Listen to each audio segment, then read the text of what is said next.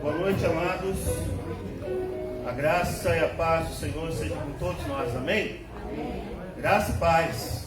Sejam bem-vindos a mais um culto que estaremos celebrando e prestando ao nosso Deus. Que você, meu irmão, que está acompanhando em casa, que você também possa adorar ao Senhor juntamente conosco. Convidamos você para estar conosco no culto presencial, assim que você puder, aqui na Avenida Nossa Senhora do Loreto, 1162, na Vila Medeiros, zona norte da capital, de São Paulo. O salmista diz assim: bendirei o Senhor em todo o tempo, o seu louvor estará sempre nos meus lábios. A minha alma se gloriará no Senhor, os humildes ouvirão e se alegrarão. Louvem comigo a grandeza do Senhor, e todos juntos exaltemos o nome. Busquei o Senhor e Ele me acolheu, e livrou-me de todos os meus temores. Glórias a Deus. Quero convidar você a adorar o Senhor, a colocar a tua vida no altar do Senhor e aqui, juntos, adorarmos o nosso Deus. Quero convidar você a se colocar em pé. Seja bem-vindo nessa noite, você que está aqui para adorar o nome do Senhor Jesus. Dá uma olhadinha para o lado, olha que bênção ter você aqui. Como é bom ter o irmão aqui do lado, né? Para a gente louvar. Se você for da mesma família, sentir a vontade, pode dar um abraço, fala como é bom juntos estarmos aqui para louvar e exaltar o nome do Senhor Jesus. Valeu, hein? Não valeu esse, hein? Glória a Deus.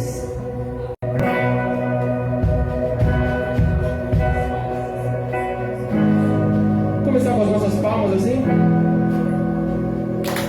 Aí, que beleza! Que o Senhor seja exaltado e entronizado no nosso meio.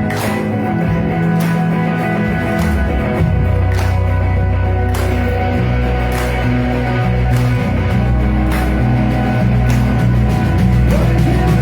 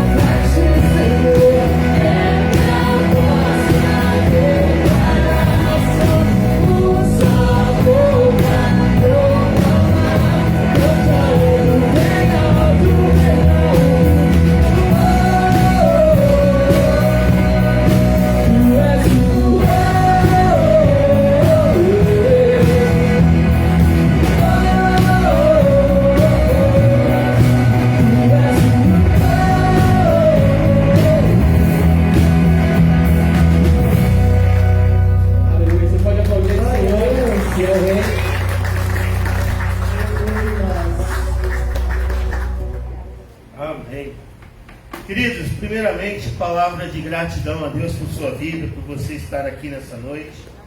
Os nossos amigos, irmãos que estão nos visitando e você que está acompanhando em casa, possamos juntos continuar adorando o nosso Deus. Nossa igreja está, desde novembro, trabalhando com um tema no livro de Atos, que é a igreja em movimento. Quando nós falamos igreja, nós não estamos falando de prédio, não estamos falando de construção, mas estamos falando de vidas. E vidas em movimentação, mas não qualquer movimento, porque como diria o personagem do livro da Alice, se você não sabe para onde vai, qualquer caminho serve. E não é qualquer movimento, é um movimento direcionado pelo Espírito Santo de Deus. Movimento, a igreja, ela é, e ela tem como a sua base Jesus Cristo. E ela é movimentada pelo Espírito Santo de Deus. É esse Espírito que nos dá vida, é esse Espírito que nos diferencia de qualquer organismo, qualquer instituição humana na face da terra. A igreja não é uma instituição simplesmente humana, ela é uma instituição divina. Ela foi criada por Deus, ela é direcionada por Deus, e ela é impulsionada por Deus. E nós vamos continuar nessa série, vamos continuar falando sobre essa igreja em movimento. E hoje, lá no livro de Atos, no capítulo 4, vamos lembrar que a palavra Atos vem da palavra grega praxis, prática, ou seja, a prática da igreja, a prática dos apóstolos. Atos é o único livro histórico do Novo Testamento. É um livro que nos traz a transição entre o ministério de Jesus e os apóstolos. Sem o livro de Atos, nós teríamos algumas interrogações na nossa mente. A primeira grande interrogação é: quem é esse tal de Paulo? Sem o livro de Atos, nós não saberíamos a conversão de Paulo, não saberíamos o encontro de Paulo com Jesus, não saberíamos a transformação que Cristo fez na vida de Paulo, e do chamado específico que Paulo recebeu do Senhor, ser o apóstolo dos gentios. Sem o livro de Atos, nós não saberíamos da descida do Espírito Santo. O Espírito Santo desceu de uma vez, para estar com a igreja, para estar com o povo de Deus. Sem o livro de Atos, nós perderíamos histórias maravilhosas. E é uma dessas narrativas que eu quero compartilhar hoje com vocês, que está em Atos, capítulo 4, a partir do verso 32. Na última vez que eu preguei aqui, seja domingo retrasado, antes de viajar, nós falamos sobre a cura do paralítico, falamos sobre a ação de Deus através da vida de Pedro e de João, e como a igreja continuou. Aliás, permita-me dizer, uma das palavras que define a igreja no livro de Atos é continuidade. A igreja é a continuidade do ministério de Jesus. A igreja começa com Cristo, ela tem Cristo como seu cabeça, como seu Senhor. Ela tem Cristo como o seu líder. Aliás, o cristianismo foi chamado da seita do Nazareno. Por que seita do Nazareno? Porque Jesus era de Nazaré. Embora tenha nascido em Belém, a vida de Jesus foi fixada em Nazaré. A tal ponto que Natanael diz assim: pode vir alguma coisa boa de Nazaré? A Nazaré nossa está aqui. Né? Vem Tiago e vem Yara, é isso? Neuza, Tiago e Neuza. Toda vez ela fala isso. De Nazaré vem coisa boa assim, Tiago e Neuza.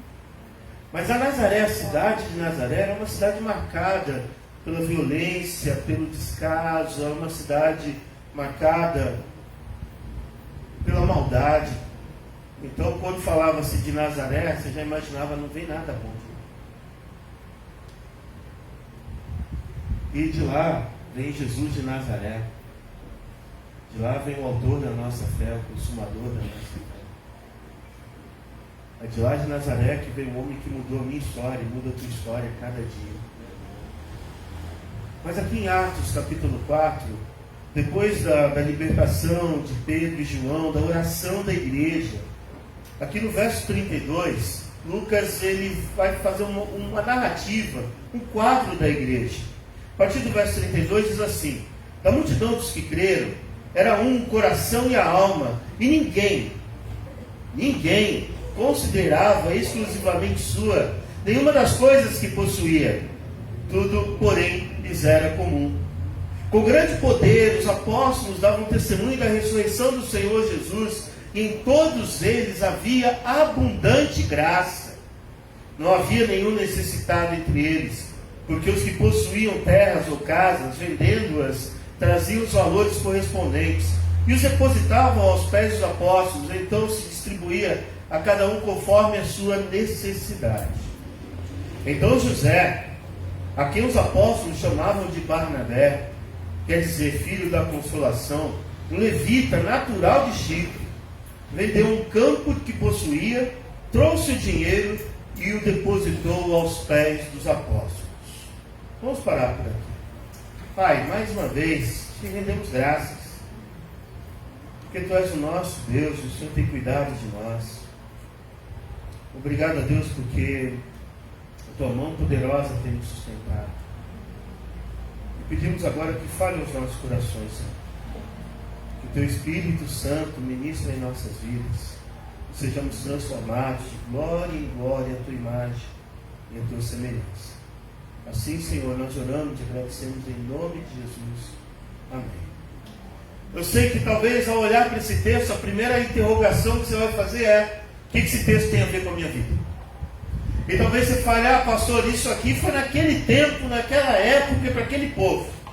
Eu quero dizer a você que a Bíblia, ela é e sempre será a palavra de Deus para a minha vida e para a sua vida.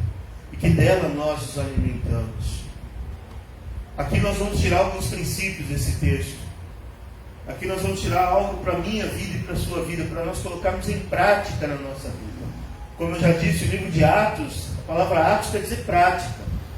A igreja, ela é acima de tudo uma comunidade viva. Ela não é uma comunidade estática, parada, ela não é um organismo sem vida. Pelo contrário, é um organismo vivo, que tem a sua base, a sua cabeça em Cristo. Mas o texto, como eu já disse, é um retrato da igreja em movimento. Lucas coloca essa narrativa e, na sequência, dois exemplos antagônicos até. O exemplo de Barnabé e o exemplo de Ananias e Safira. Alguns falam o seguinte: pastor, mas mais tarde essa igreja sofreu porque o pessoal distribuiu tudo. A questão não é essa, meus irmãos. A questão não é se aqueles irmãos estavam pensando que Jesus ia voltar naqueles dias. Aliás, nós não podemos perder de vista a ideia de que Jesus pode voltar a qualquer momento, a qualquer segundo. E antes que você pergunte que pastor é pré-milenista, pós-milenista, é amilenista, sinceramente eu não tenho nenhuma dessas correntes. Eu creio na volta de Jesus. Se vai ter tribulação, vai ter tribulação. Se vai ter milênio, vai ter milênio. Isso tudo é discussão acadêmica. Isso tudo não acrescenta em nada na tua vida. É importante? Mas não é fator definitivo. Definitivo é você crer que Jesus voltará. É que você creia que Ele é a tua esperança. Que se você partir hoje, você vai para um lugar melhor do que esse. E que você não vai ficar na sepultura. Amém, Senhor. Que aquele que ressuscitou, que ressuscitará também. Amém? Então, meus amados irmãos, nessa passagem nós aprendemos alguns princípios que eu gostaria de chamar de marcas da igreja. E quando eu falo em marcas, pense na palavra marca como aquilo que identifica, que qualifica, que dá valor, aquilo que diferencia. Se você conversar com o Maurício e perguntar para ele sobre qual guitarra, ele vai falar tal, porque a marca dessa guitarra é fenomenal. Você vai falar, não vou fazer propaganda para ninguém aqui de graça. Você perguntar para o Miguel qual o melhor baixo, o Miguel vai te citar alguns modelos, vai falar esse é o melhor, e ele vai dizer por quê. Quando a senhora vai no mercado comprar algum produto, você procura ele pela marca. Pode até ser mais caro, e geralmente produto bom é mais caro. A marca, então, tem as qualificações. Então, quando nós falamos em marcas da igreja, é aquilo que as pessoas podem identificar na igreja do Senhor Jesus Cristo. É aquilo que as pessoas podem identificar na igreja em movimento. E quando nós falamos de igreja em movimento, volto a dizer, ela não está parada. há 2000 anos, quando Cristo inaugurou a igreja, quando Cristo fundou a igreja, desses 2000 anos tentaram parar a igreja, mas não conseguiram, né? Colocou a igreja, colocou os cristãos para os leões comerem. A igreja, quanto mais era perseguida, mais crescia. Porque a igreja, volta a dizer, não é uma invenção humana. Embora hoje o inimigo das nossas almas tenta distorcer a imagem da igreja. Embora hoje o inimigo das nossas almas quer vender para você que a igreja é uma coisa humana, simplesmente. Não é. Que se fosse humano, a igreja teria falido. E a igreja não vai falir, porque o próprio Jesus declarou que as portas do inferno não prevalecerão sobre ele. A igreja é a noiva de Cristo. Portanto, cuidado quando você for falar da igreja. Você está falando da noiva de Cristo. A noiva de Cristo sou eu e você, que formamos o corpo de Cristo. Então, a primeira marca, a primeira identificação dessa igreja é essa igreja marcada por uma fé prática. Leia mais uma vez comigo o verso 32 e o verso 34. Da multidão dos que creram, era o coração e a alma. Ninguém considerava exclusivamente sua nenhuma das coisas que possuía. Tudo, porém, lhes era comum. Verso 34. Não havia necessitado entre eles, porque os que possuíam terras ou casas, vendendo-as, traziam os valores correspondentes. A primeira marca dessa igreja é a fé prática. E quando nós falamos a fé prática, é aquela que nos leva a uma unidade de coração e alma. A fé prática nos leva a ter um coração grato a Deus e reconhecer todo o cuidado de Deus em nossas vidas. A fé, ela não pode ser um discurso apenas. Jesus não falou apenas eu te amo. Deus não falou apenas eu te amo. Deus enviou seu Filho para nos salvar.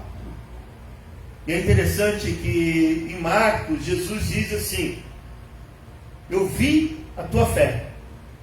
Como que a nossa fé vai ser vista? Pelos nossos atos, pela nossa forma de agir, pela nossa forma como cuidamos do próximo, pela nossa forma como tratamos o próximo. Meus amados irmãos, a fé prática é aquela que nos leva a cuidar do próximo, a querer o bem do outro. Não acredito numa fé cristã que me leve ao revanchismo. Essa fé não é cristã e nem bíblica. Estou falando isso porque se você ouvir algumas canções que estão entoadas, não vou nem dizer cânticos, algumas canções que estão sendo entoadas hoje, são canções de revanchismo. Quem me viu passar na prova e não me ajudou, né? Vocês vão ver só, eu vou triunfar. Você aí que não cuidou de mim. Não é isso. Ao contrário, a Bíblia nos ensina que a nossa fé não pode nos levar ao revanchismo. Ao contrário, foi isso que José fez. Ele poderia ter feito uma revanche contra os seus irmãos. José tinha nas suas mãos o poder de pedir a cabeça dos seus irmãos. Mas o que José fez diante disso? Ele se revela para os seus irmãos e ele diz: fiquem tranquilos, porque o que vocês fizeram foi para o nosso benefício. Gente, que fé desse homem! Deus me mandou na frente para poder preparar o caminho para vocês. Aleluia. O cara foi vendido pelos irmãos, foi jogado no poço midianita, depois foi vendido como escravo, depois foi parar na cadeia, depois na cadeia foi esquecido na cadeia. Mas tudo no tempo de Deus, irmãos.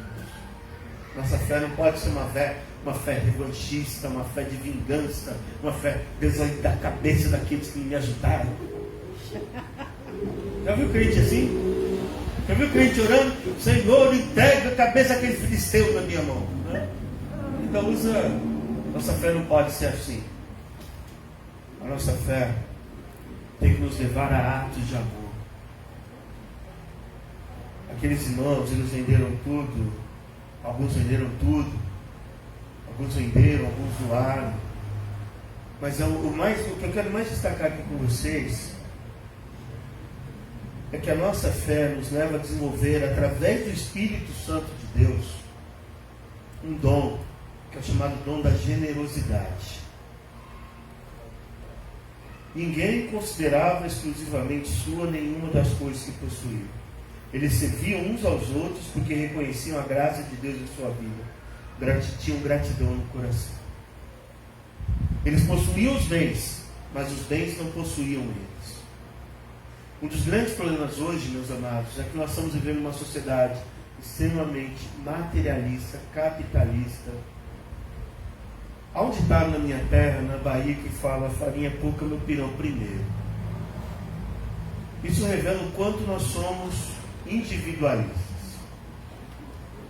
Quando a palavra do Senhor nos chama a sermos comunidade, a cuidarmos uns dos outros. Eles possuíam bens, mas os bens não os possuíam. Vivemos numa sociedade extremamente capitalista, onde as pessoas são valorizadas pelos bens, pelas posições e pelas influências. Aliás, hoje até, fazendo um pequeno comentário, já tem uma profissão nova, influencer.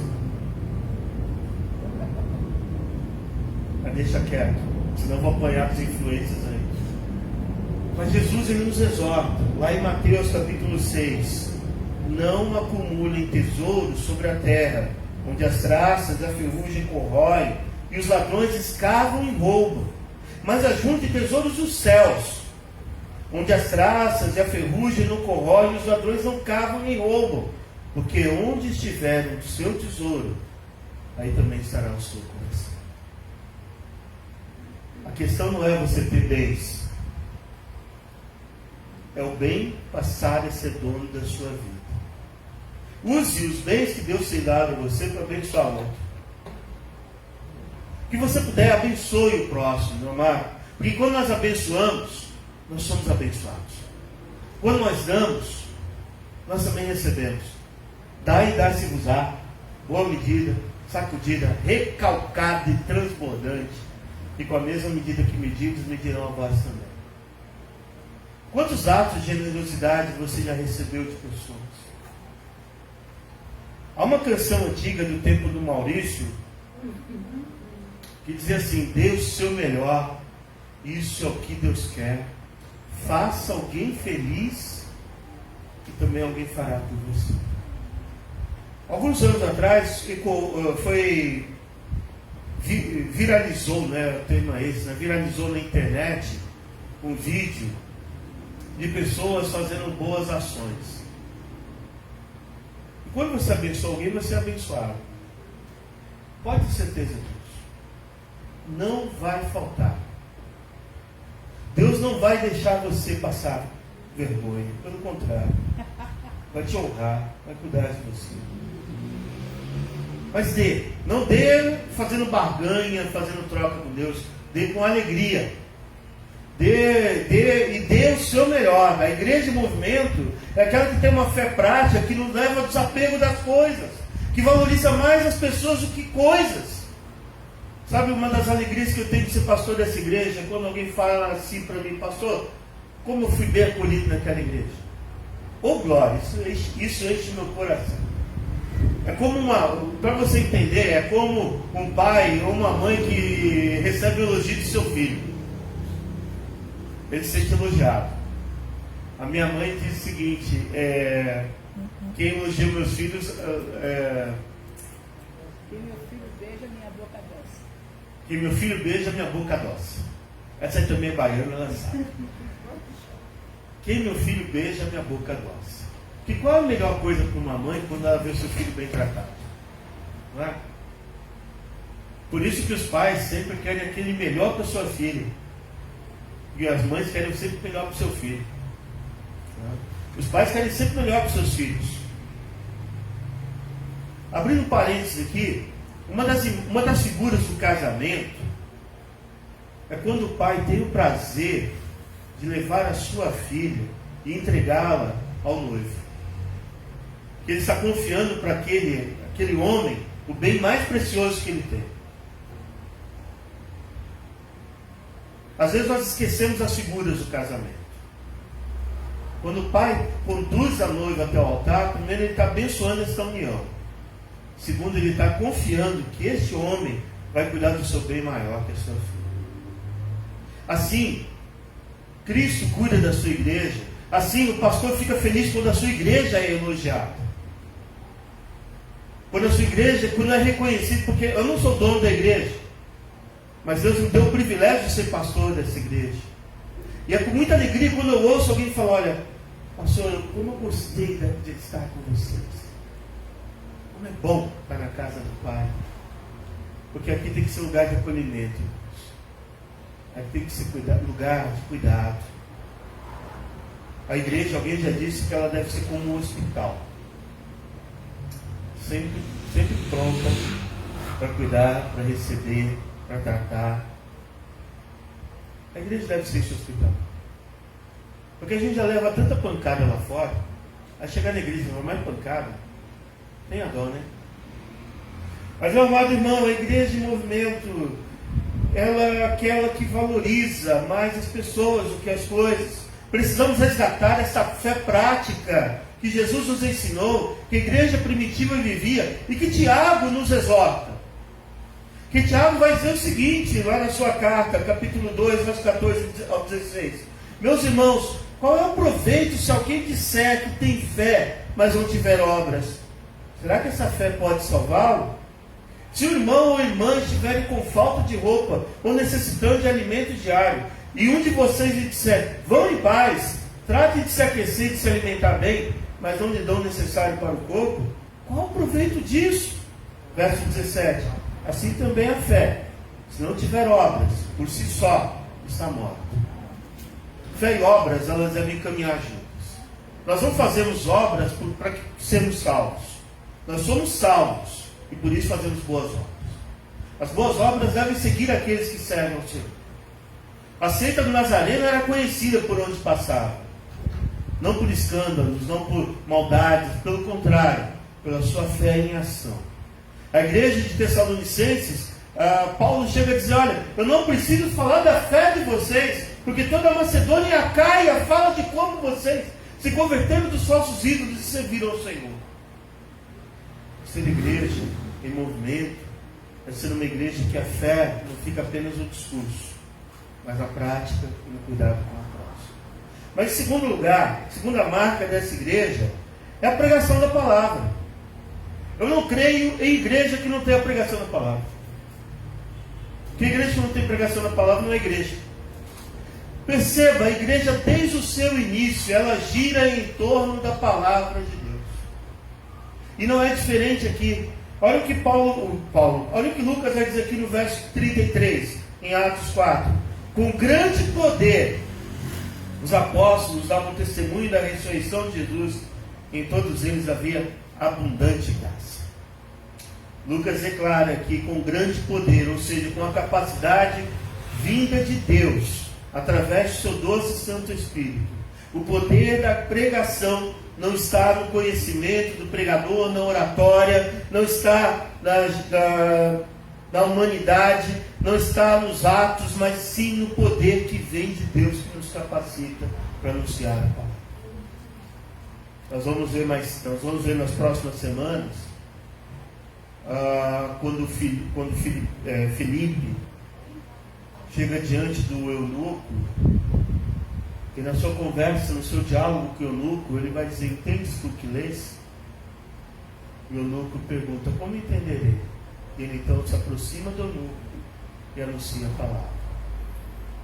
O que transforma vidas é um anúncio da palavra de Deus. O cristianismo não é uma oratória, o cristianismo não é... Obrigado, filho. Olha a generosidade em prática. Deus sempre põe um anjinho desse. Um dia é a Naíra, outro dia é o Renato. Tem sempre um anjinho aí cuidando da garganta do pastor. Obrigado, viu? Pregação não é apenas discurso. Os apóstolos, eles davam testemunhos do poder da palavra de Deus. E eles falavam da ressurreição da palavra. Eles falavam da ressurreição de Jesus, do que Cristo fez por mim e por você. A pregação do Evangelho consiste em você crer que Jesus Cristo é o meu Senhor, o teu Senhor, o meu Salvador, o teu Salvador. Consiste que você é tão importante, tão precioso para Deus, que Ele enviou seu Filho para morrer na cruz, no meu lugar e no teu lugar. Mas, mais do que isso, a cruz revela o quanto eu preciso dessa graça de Deus na minha vida. Porque eu sou um pecador. Pecador, hoje eu sou um pecador lavado e remido pelo sangue do Cordeiro. Mas como eu sempre costumo dizer, reverberando a expressão de Lutero, eu pensei que tinha matado o velho homem na água do batismo. Mas descobri que o miserável não sabe nadar.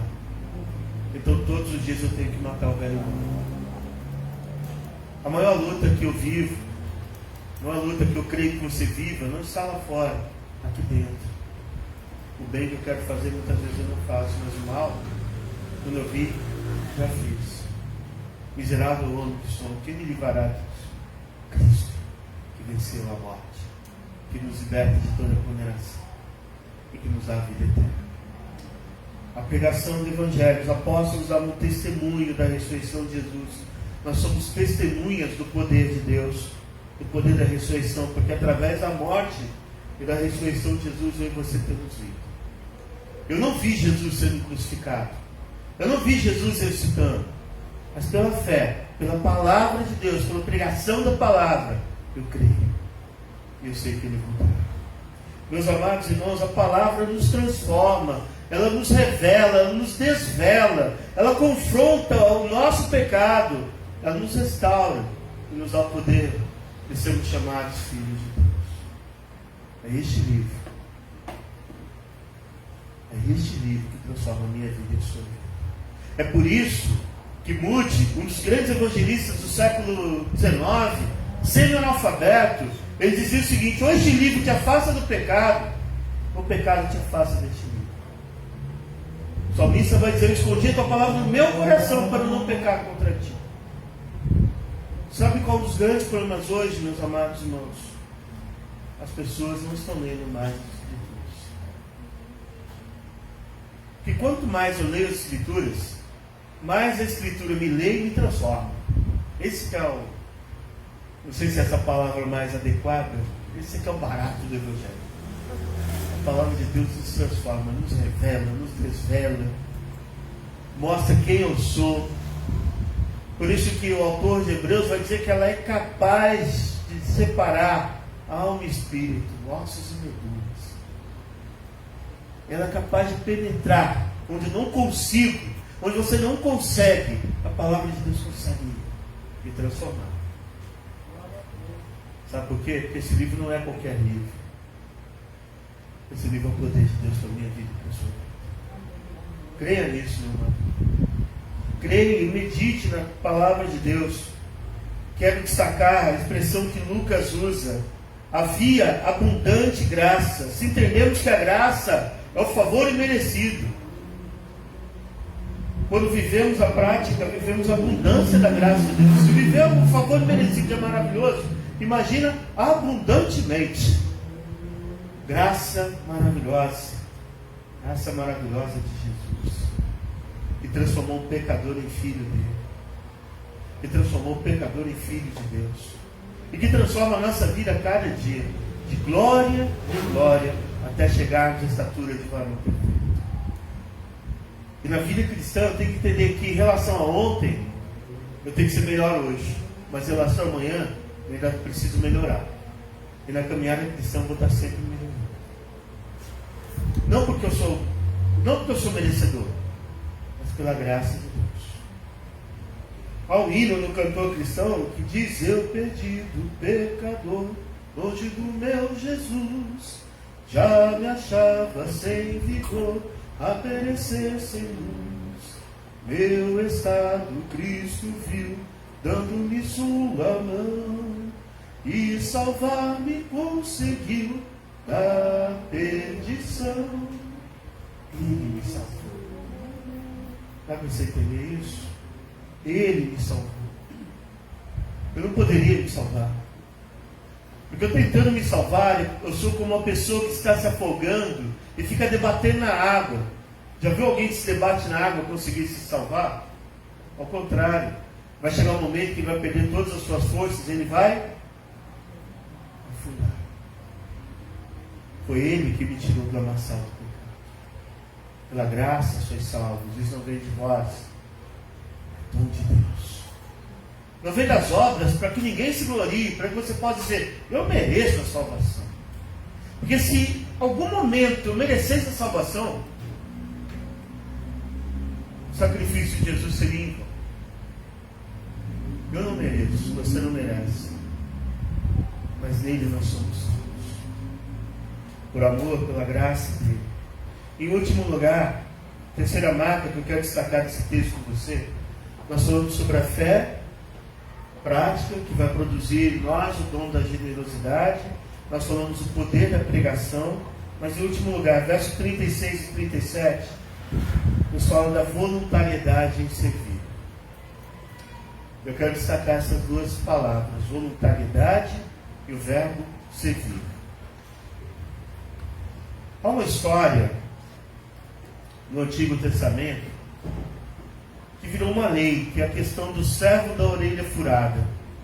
Era aquele que servia o rei, servia o seu senhor por dívida ou por alguma situação. Ele servia o seu senhor, mas depois de um determinado período ele estaria livre da sua servidão.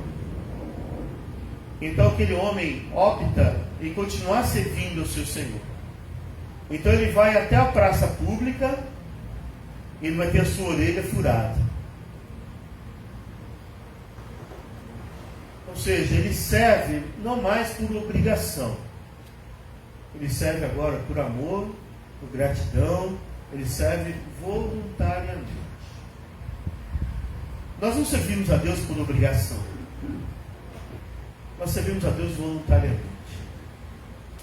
Você deve servir ao Senhor de forma voluntária, não por obrigação. Você não deve ir aqui ao culto por obrigação. Você não deve entregar o dízimo por obrigação.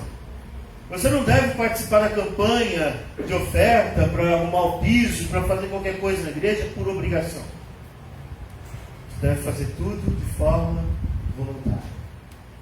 Olha só, versos 36 e 37. Então José, a quem os apóstolos chamavam de Barnabé, quer dizer filho da consolação, um levita natural de Chipre, vendeu um campo que possuía, trouxe o dinheiro e depositou aos pés dos apóstolos. Perceba, ele não foi coagido, ele não foi pressionado, ele não foi também iludido com algumas pregações, ele não fez barganha com Deus, ele voluntariamente vendeu um campo. Isso quer dizer que ele tinha outros campos, ele vendeu um campo e deu tudo o que ele recebeu com esse campo para os apóstolos, aos pés dos apóstolos. Essa igreja traz essa marca da voluntariedade. Não foi por imposição que as pessoas levavam aos pés dos apóstolos para repartir, mas sim por ato voluntário. Não é à toa que Lucas registra esse ato de Barnabé, porque é uma lição para nós aqui, irmãos. A lição de sermos voluntários na casa do Senhor, de fazermos as coisas com alegria no reino de Deus, não fazer por força, por violência. As irmãs que trabalharam, os irmãos que trabalharam na IBF, trabalharam voluntariamente. Teve irmão que trabalhou na cozinha preparando lanche, teve irmão que trabalhou na portaria, teve irmão que trabalhou na música, teve irmão que trabalhou para que nós pudéssemos fazer o quê? Levar a palavra de Deus para as nossas crianças. Para nós realizarmos o culto aqui, tem irmãos trabalhando voluntariamente. E conforme a igreja vai crescer, nós vamos ter mais irmãos envolvidos voluntariamente. E para a igreja crescer, eu preciso me envolver voluntariamente. A gente precisa sair da zona de acomodação. Eu não estou falando aqui, vai lá e vende teu apartamento. Não é isso. Seria leviano da minha parte, seria enganoso, seria pecaminoso, seria diabólico eu falar para você fazer isso. Mas o que eu quero falar para você é: coloque os seus bens, os seus dons, os seus talentos à disposição do reino de Deus. Coloque a sua vida à disposição do reino de Deus. Coloque seus talentos, porque, irmãos, eu creio piamente, como diria o pastor Vieira Rocha, não existe crente desdondado. O que é o crente desdondado? Crente sem dom. Você tem um dom. Ontem eu descobri mais um dom da Márcia. A Márcia canta muito bem, afinadamente. Né? Deus dá os dons. Agora, o que eu posso fazer com o dom? Enterrá-lo, como a parábola diz, ou multiplicá-lo, duplicá-lo, usar ao reino de Deus, usar para o reino de Deus. Tudo vai depender da minha voluntariedade.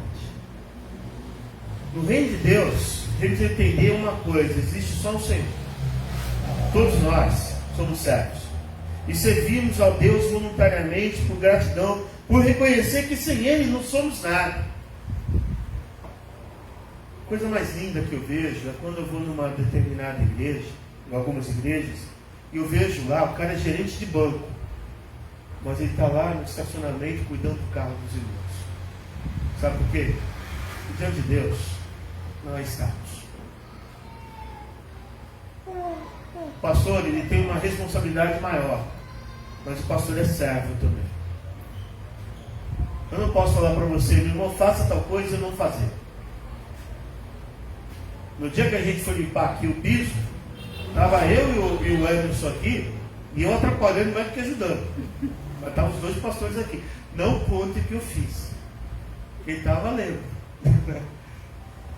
Mas para quem não estava, não ficar curioso, os irmãos já tinham secado aqui, e eu vim com a mangueira e joguei água de novo.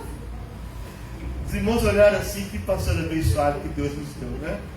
Mas secamos tudo novamente. Ser voluntário é você colocar os seus dons e talentos a serviço do reino de Deus. Servimos voluntariamente, cada um, no reino de Deus. Somos servos. Quando entendemos a relevância da voluntariedade, muitas coisas irão mudar nas nossas igrejas. Muita coisa vai mudar na nossa vida. Muita coisa vai mudar no nosso relacionamento com Deus e com o próximo. Eu não sei porquê, mas essa semana eu recebi de pessoas diferentes o mesmo vídeo. Eu estava preparando esse sermão, eu recebi um vídeo de uma pessoa que foi fazer uma entrevista de emprego, e aí o chefe da empresa, ele foi tomar café, e ele acabou derramando o café no chão da escada. Aí essa pessoa que foi fazer a entrevista, chegou lá: o que você está fazendo aí? E ainda chutou o pouco do café que estava, jogou mais. E aí ela foi lá para a sala de entrevista. Qual foi a surpresa dela? Que quando o cara que ela humilhou ali era o dono da empresa. E ela teve a pachorra de dizer assim: se eu soubesse que o senhor era o dono, eu não tinha feito o que eu fiz. Sabe por quê? Tem pessoas que gostam de menosprezar os outros. Muhammad Ali, ele diz o seguinte: tenho medo, desconfio de alguém que trata bem a mim, mas não trata bem o porteiro do prédio. Nós temos que tratar a todos, independente de cargo, de posição, de cor de pele, cor de olhos, estatura, gordura. Olha o gordinho falando, gordura. Você tem que tratar todos da mesma maneira. E da mesma forma que eu gostaria de ser tratado. Sabe por que a nossa igreja tem essa marca de ser uma igreja acolhedora? Porque ela entende isso. Ela não trata as pessoas pelo que ela possa ter, mas por quem elas são, filhos de Deus. No dia que eu ver uma ovelha minha tratando mal alguém, ai de mim, porque o erro está em mim. Meus amados irmãos, Barnabé voluntariamente vendeu um campo, entregou valor à igreja. Perceba, não fez isso por barganha, não fez isso por reconhecimento, para ser reconhecido pelas pessoas, mesmo porque Barnabé já era um homem de prestígio, ele já era um homem de posses. Ele não precisava aparecer para as pessoas saberem quem ele era.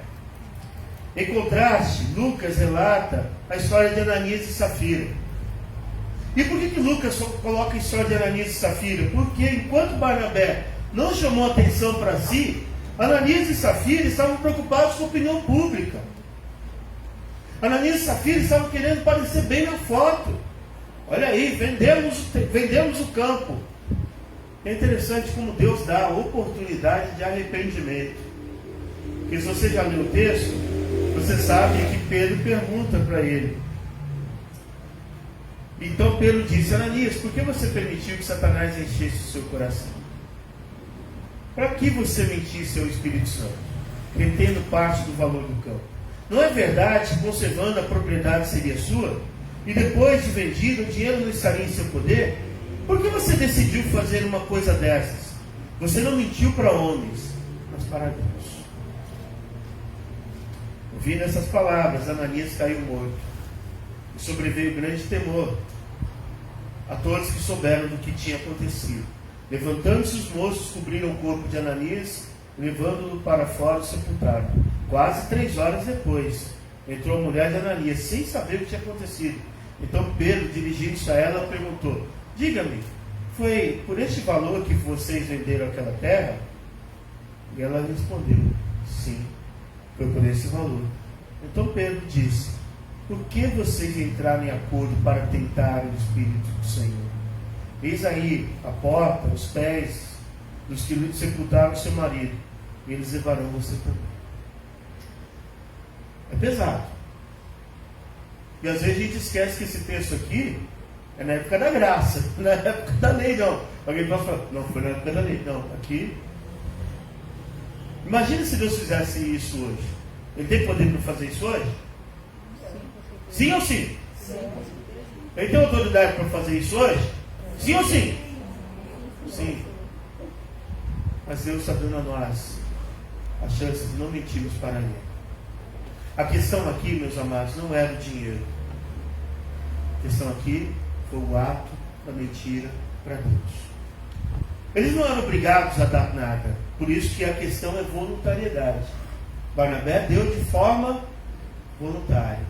Eles, querendo aparecer na foto, deram por obrigação. Tudo que você fizer na casa do Senhor, para o Senhor, para o teu próximo, não faça por obrigação. Faça por amor. Faça por voluntariedade. Faça porque você entende que isso é o que Deus quer que você faça. Não faça com medo, não faça com barganha, mas faça por amor. Eles estavam preocupados com o reconhecimento humano. Não estavam preocupados com o que Deus iria receber o seu ato. Volto a dizer, a questão aqui não é dinheiro, mas a atitude de mentir para o Espírito Santo, a tramóia combinada pelo casal. Eles não entenderam e não viveram a graça de Deus. E quando eu entendo a graça de Deus, e quando eu vivo a graça de Deus, eu vou querer compartilhar essa graça de Deus. Eu vou entender que tudo que eu tenho foi o Senhor que me deu. E tudo que eu tenho também é meio de abençoar vidas. É meio de cuidar do próximo. É meio de cuidar daquele que Deus tem colocado no meu caminho. Porque quem é o meu próximo? Aquele que Deus me dá a oportunidade de abençoar. Quero terminar essa palavra dizendo a você que quando vivemos a graça de Deus, quando somos alvos da graça de Deus, aprendemos a ser voluntários, ser generosos e ser gratos a Deus. Que o nosso Deus nos ajude a sermos essa igreja de movimento, que pela fé exerce a generosidade, transformados pelo poder da palavra e sermos voluntários na propagação do reino de Deus.